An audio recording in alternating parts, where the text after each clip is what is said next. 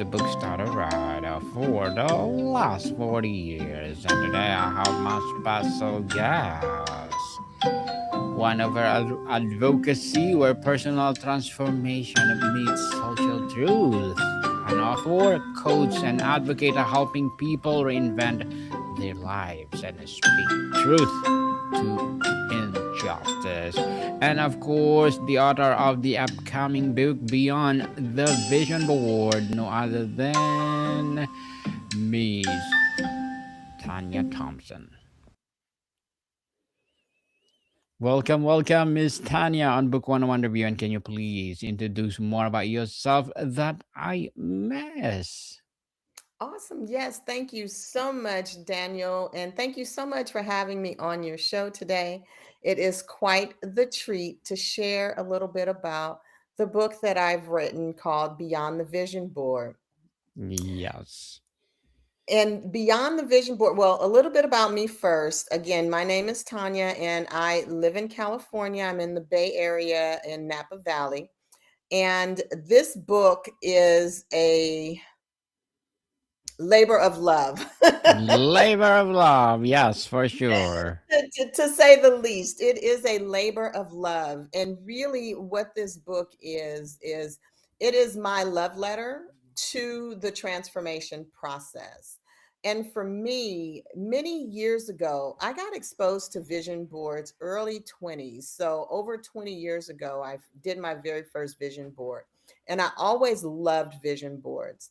And somewhere around maybe 10 years ago, somewhere between 10 and 12 years ago, I discovered that my vision boards were just becoming collages of things that I had hoped for in my life, but weren't really showing up for me.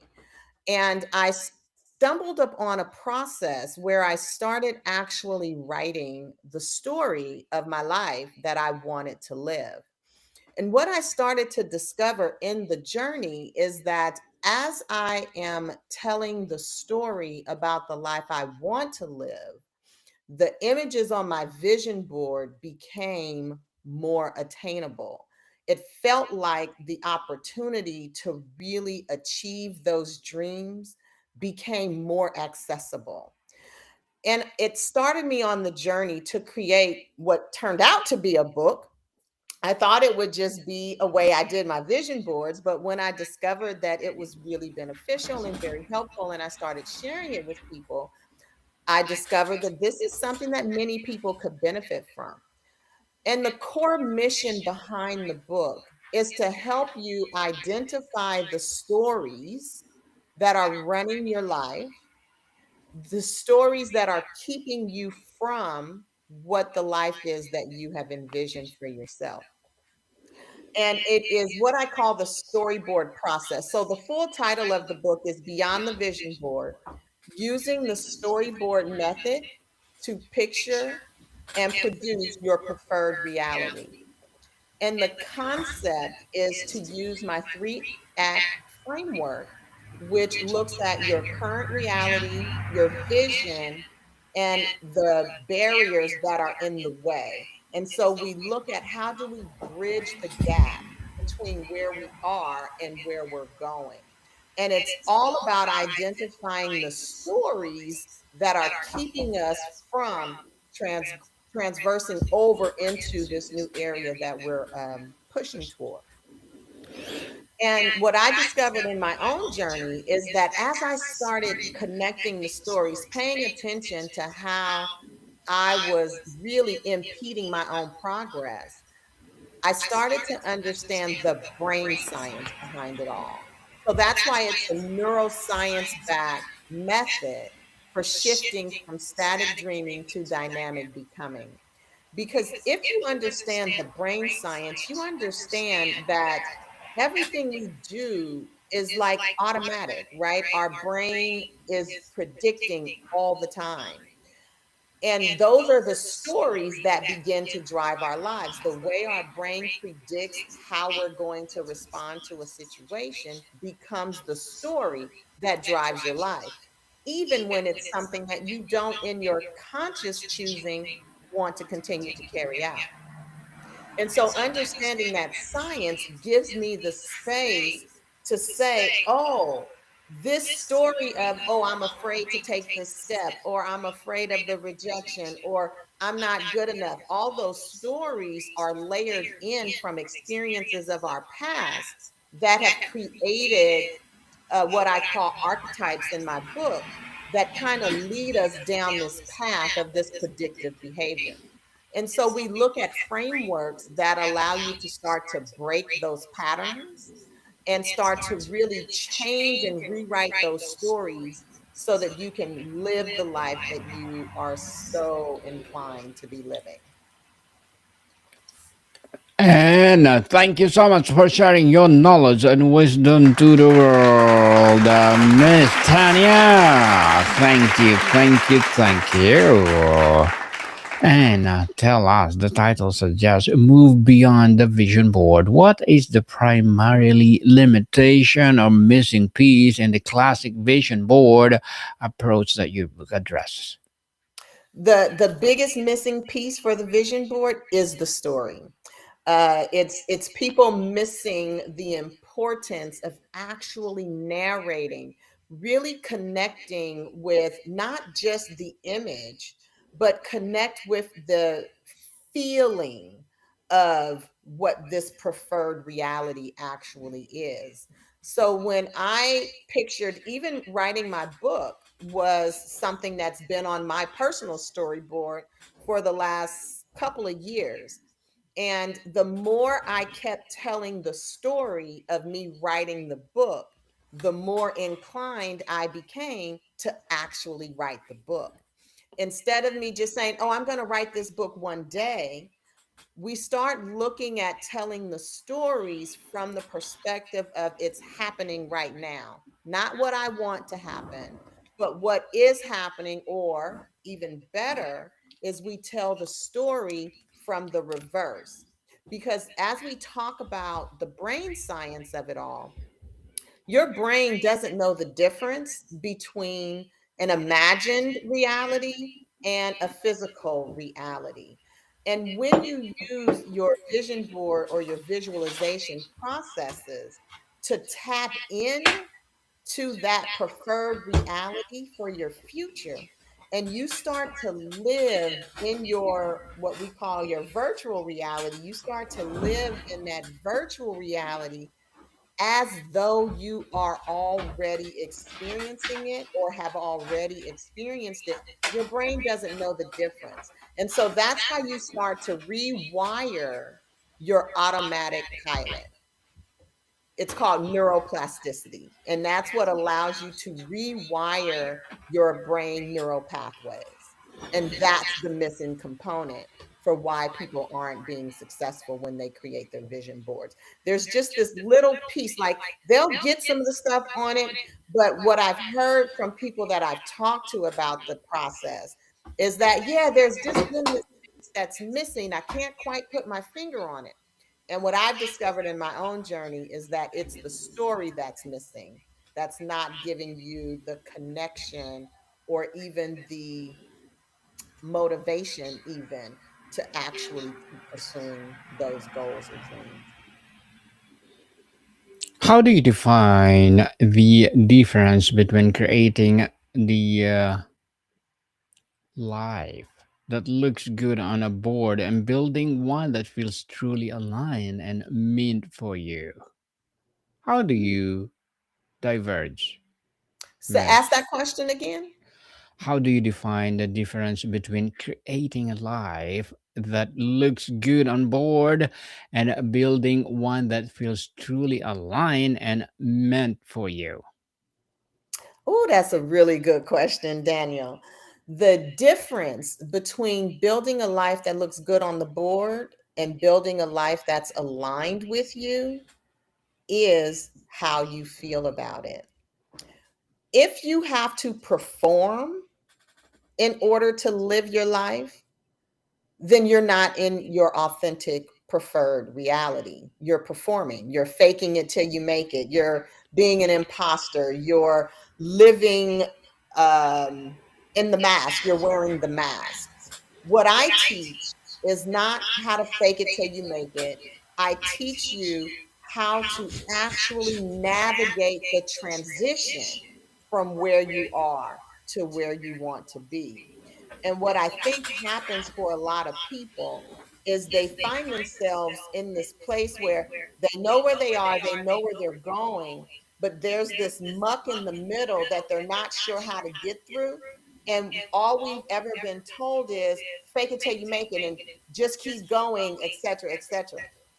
But what I teach, what my method produces, is methods, practices, frameworks that help you learn to intentionally move yourself from where you are to where you want to be. I think that's probably, if I could sum it up in one word, intentionality is probably the biggest distinction to the question that you asked, from the life on the board to the life that we actually live that's authentic. It's intentionality.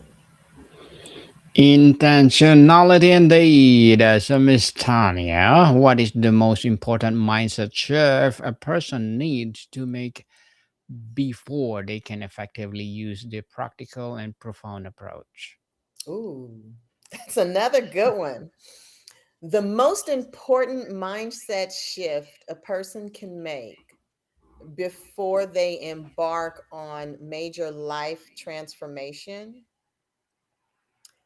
the most important mindset shift to make is to know that you have no control.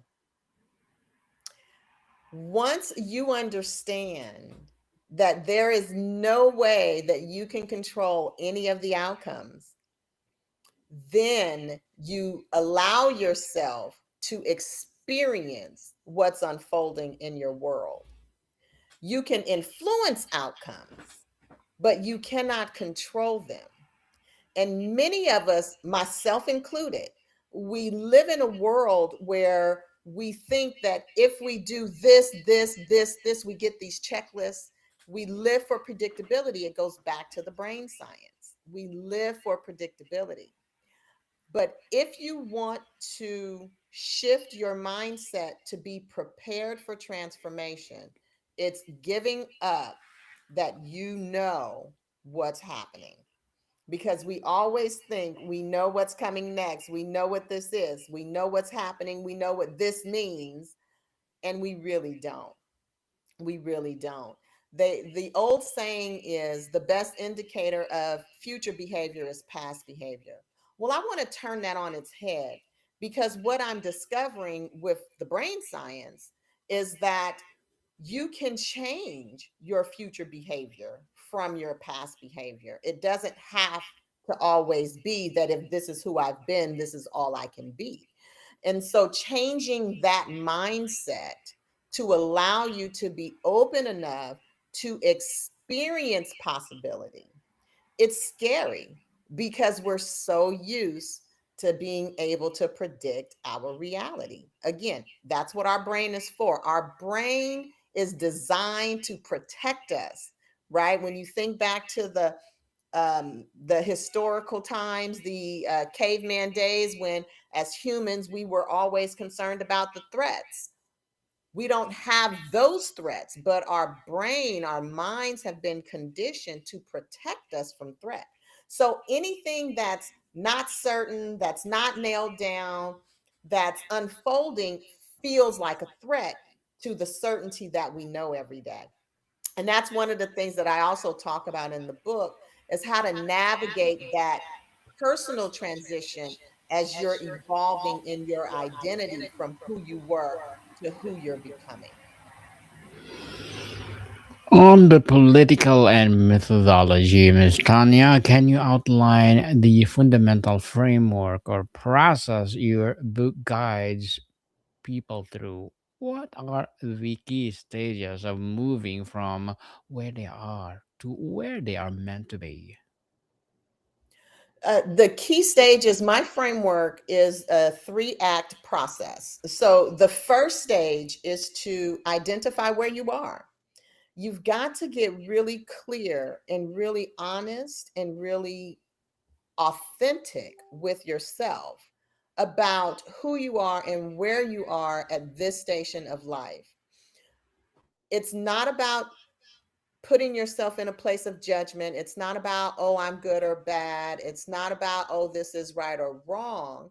It's just an opportunity to get clear on what are the current stories that you're operating from.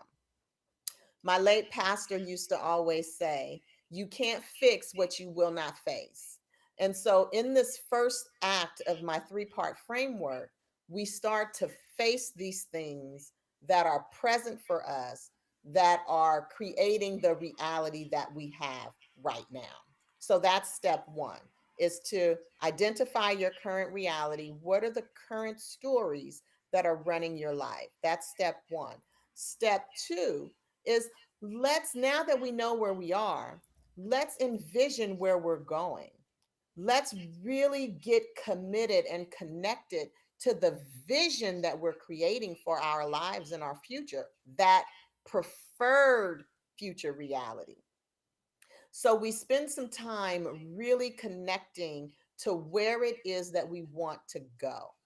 And that's important, because if you don't know where you're going, then how do you know where you're going, right? You just don't. Yes. So we look at where you are and we look at where you're going. The most important step we do is step three, and that is identifying the barriers. What is in the way of you being in this preferred future reality?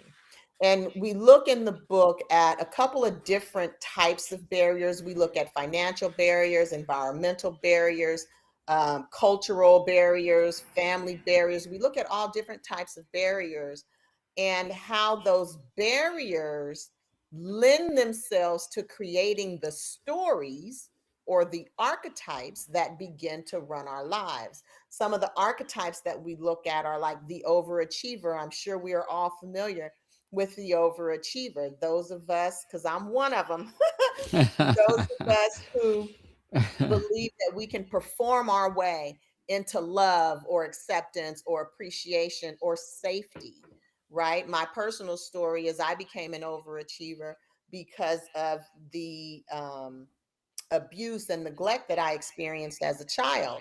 And I told myself the story from a child that, well, if I can perform, if I can be the best, if I can get all the accolades and do all the achievements, then I'll be safe. I'll be loved. People will, flock to me or whatever. And so my whole life has been this quest of performing, achieving, etc. And as I realized that that became my archetype, that became the story that was running my life, I was exhausted. I was exhausted from trying to be all these things and all this, just to be accepted in life. And so what we begin to look at is, what are these barriers? How are they showing up for you? And then what do we need to put in place to help you begin to break those cycles and break those patterns? One of the frameworks that we teach in the book is what I call triple C. And that is the cognitive behavioral technique of catch it, check it, change it. And that's where you catch the pattern as it's running, or even after it's run. Ideally, we'll be able to catch the pattern before it runs. So you catch the pattern that's running, that's creating the barrier or keeping you from what it is that you want to accomplish. And then you check the pattern. What is this about? What is this pattern trying to protect me from? What is my brain creating that I need to be safe from? So that you can identify the story that's running, and then you can change that story. So you catch it, as identify the pattern, you check it, you question the pattern, you get curious about the pattern. What is it trying to communicate? And then you change the pattern. This is where you get to be conscious in your choice and your choosing, and you choose a behavior that is more consistent and more aligned with the life that you're creating for yourself and your future, that preferred reality. Interesting, Miss Tanya. And as a debut author, what are your short term and long term goals? Ask the question again. what are your short term and long term goals as a debut author? Oh, wonderful. Short-term goals would be to get the book released, and I want to make one of the bestsellers lists. So I am definitely wanting to get the book out and get more and more people involved in this beautiful way to transform and change your life. And the other goals that I have short term is creating the opportunity to connect with people and teach the method intimately. So I created a retreat that goes with the book where we spend 7 days going through each of the different components and really processing through to identify the current reality, really processing through to identify the vision, and really spending time on the barriers. The bigger goals are to create long-term impact where I can share this work with more and more and more people who can begin to transform their lives and find that freedom of just being able to be and just be and enjoy the journey along the way. And good luck to your goals, Miss Tanya. I'm looking forward for more success and hope you will be a best-selling author too soon. And please do come back on Book 101 review, and you will be my feature author of the month. And what will be your piece of advice for those people out there who want to be like you? The best piece of advice I can give to folks who are looking to transform and just reclaim their freedom and their authentic self is to be comfortable being uncomfortable because it is a journey and it is not comfortable, but it is definitely worth it.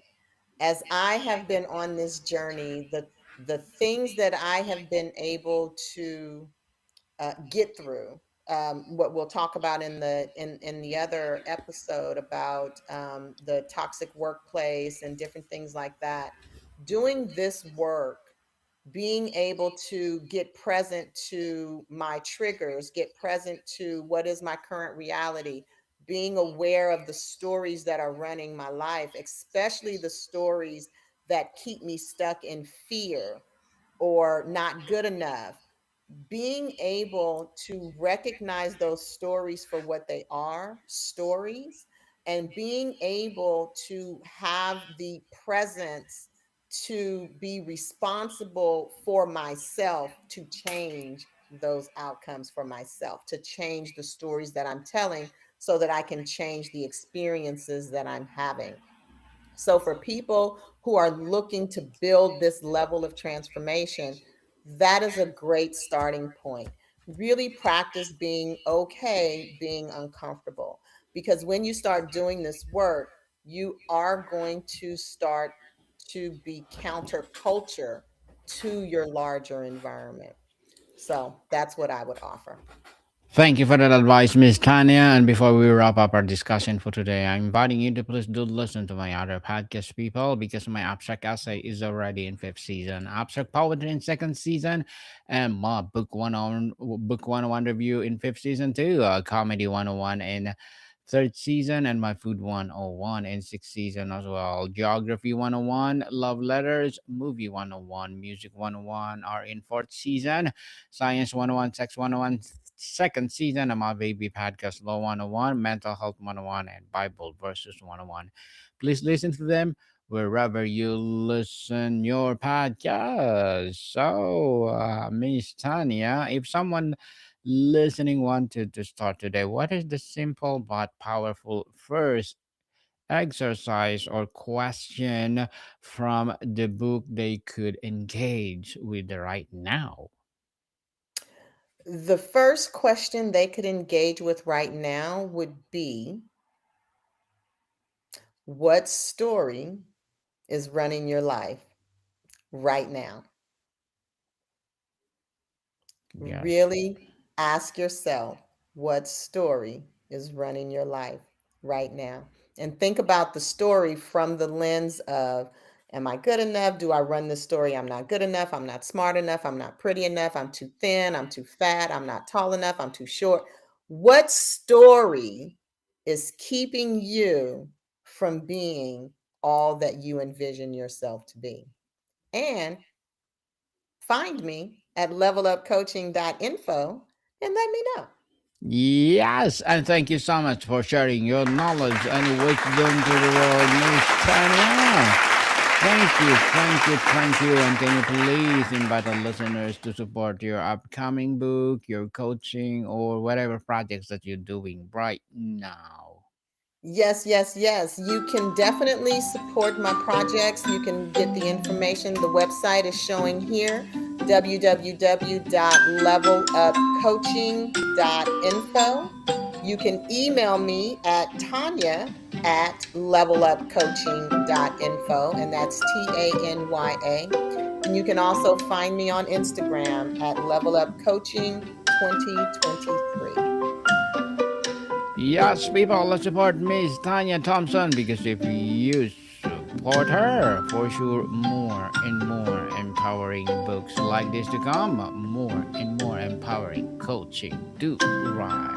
So, Miss Tanya, thank you so much for your time.